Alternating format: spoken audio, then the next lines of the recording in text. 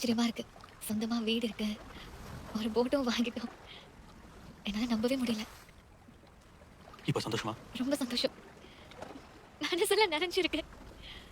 என்னோடு நீ இருந்தால் உயிரோடு நான் இருப்பேன். என்னோடு நீ இருந்தால் உயிரோடு நான் இருப்பேன். நீ பழி போடுறதுன்னா அந்த கடவுள் மேல போடு. உன் மேல எந்த தப்பும் இல்லை.